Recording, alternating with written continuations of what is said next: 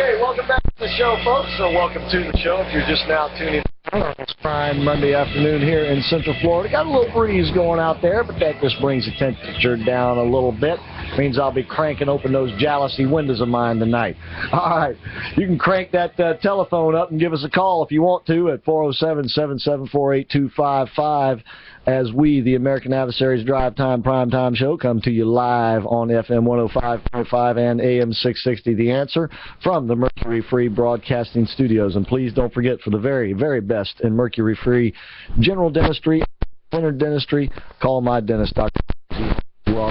in a couple of weeks from tomorrow at 778-3399. And before we really get rolling back into the show, I just want to once again remind you folks that they are still taking donations for our Save the Baby campaign, Save the Babies campaign. Salem Media Group here in Orlando has really done a tremendous job of raising some money. I want to thank all you folks who have contributed, but you can continue to contribute, and of course all of the money will go to help pregnancy crisis centers here in the Central Florida area, great centers like True Life Choice and others who provide programs to women, many of whom, but not all, but many of whom would otherwise be going to have abortions. That's what Save the Babies means. So please chip in as you can, and you can do that by going to 66answer.com or call 800-590.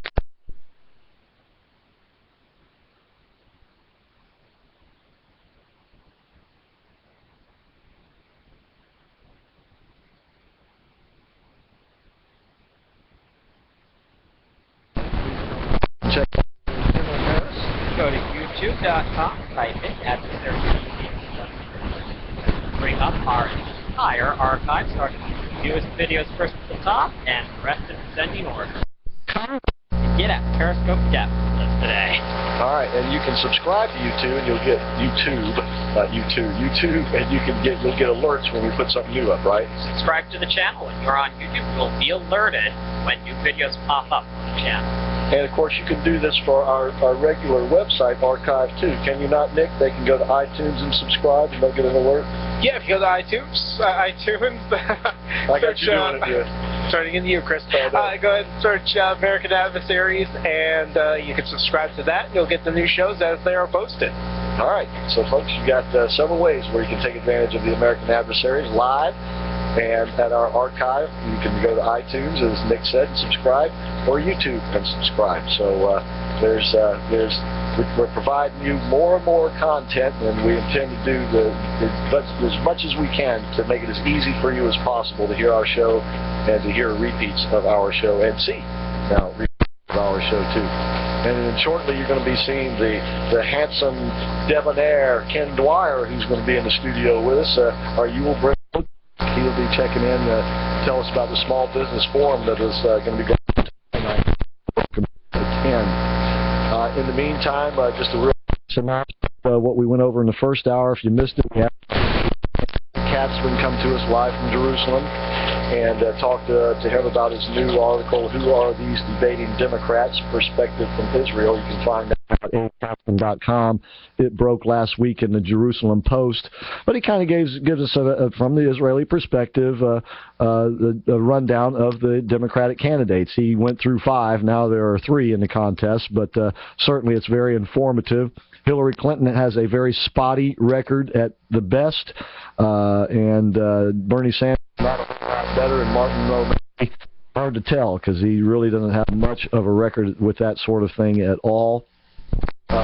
Just real quickly, the presidential campaigns, Bernie Sanders is finally beginning to show signs of putting fight, understand finally that his enemy, so to speak, in this endeavor is now clearly Hillary Clinton, and that if he intends to go much farther than winning in New Hampshire, that he's going to have to take the fight to her, and in a serious way. He kind of started that this weekend. We'll see if he keeps up the fight.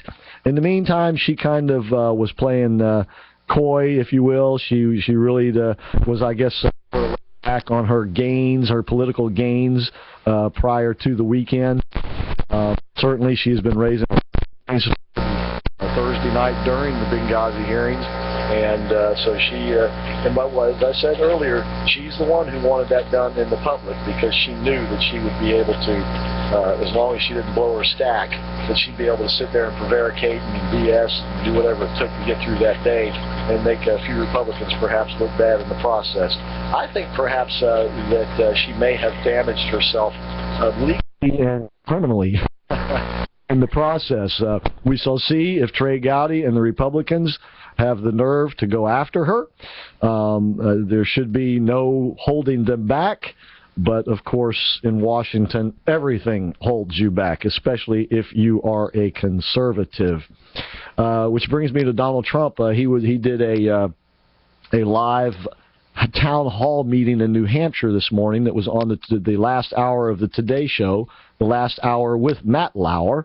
And one of the questions, he took, I guess, I don't know, 6 or 8 questions. And one of the questions was from a young woman who asked him if he had ever been told in his life. And I thought it was an interesting question.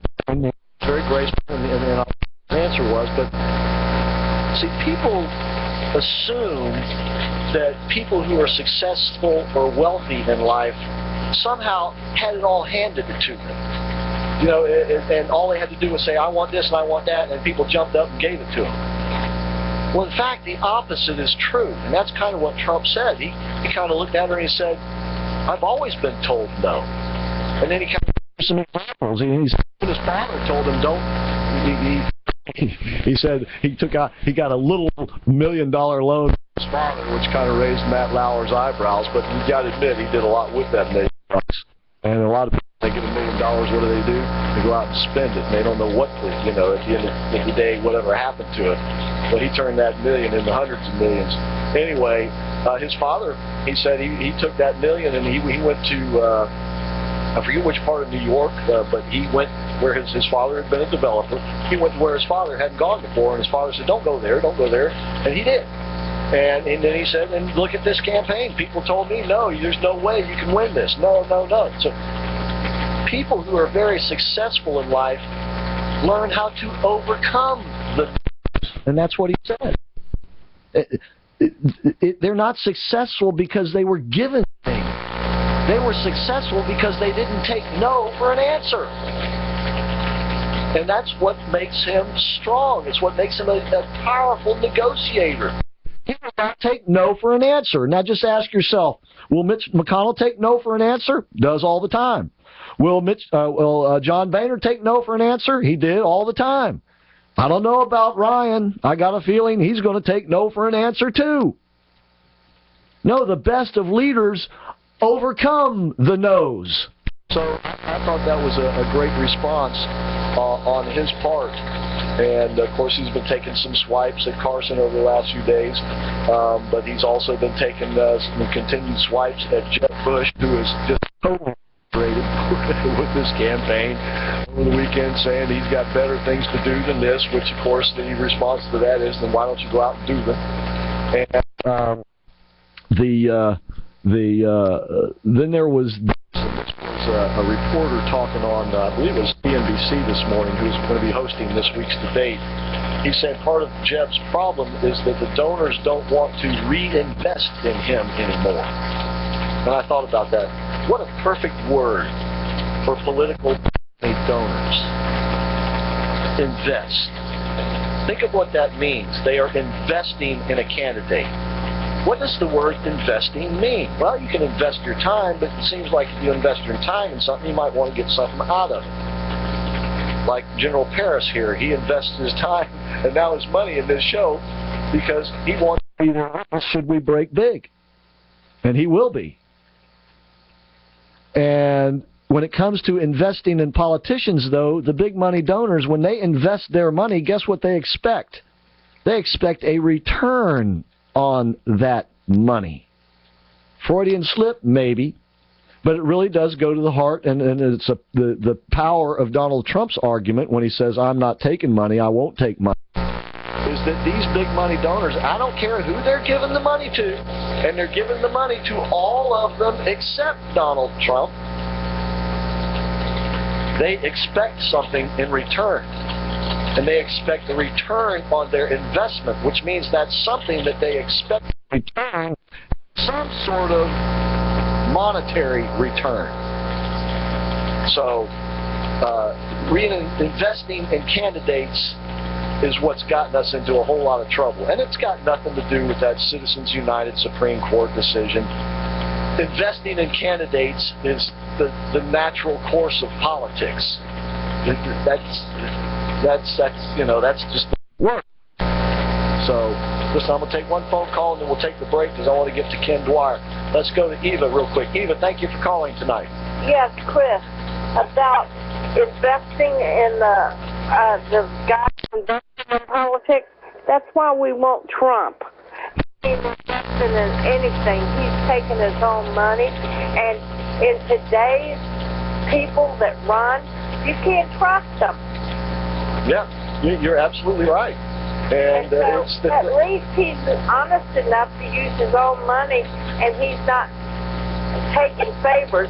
Hillary and Jeff both are buying. Hillary is no worse than Jeff. They're buying for votes. Well, they're being bought. At the end of the day, they're being bought and sold is what it boils down to.